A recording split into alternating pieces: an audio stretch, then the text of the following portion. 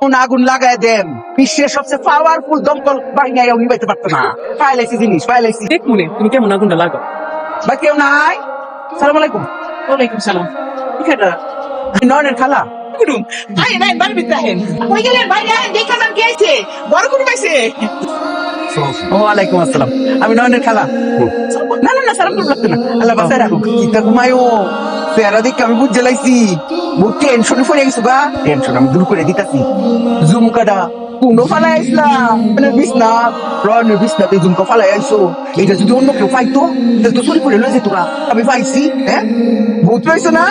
এই যে টেনশনটা দূর করে দিতেছ। আমার বোনের শাড়িটা ফিন্দা আইলে না ওই বোনের শাড়িটা একটু ফেরত দাও। আউলাই দিও শাড়িটা হ্যাঁ। আউলে মনে করো যে ইস্তারি কইরা প্যাকেটটা কইরা পাঠাই দিও। আমি আবার আউলে বউর কাছে দিয়ে দিও।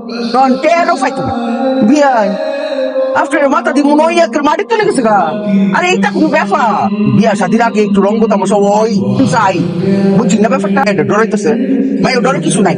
এইটা একটু ওই কইলাম না না কইলাম হ্যাঁ হ্যাঁ যাই। আমরা কি করছিলি?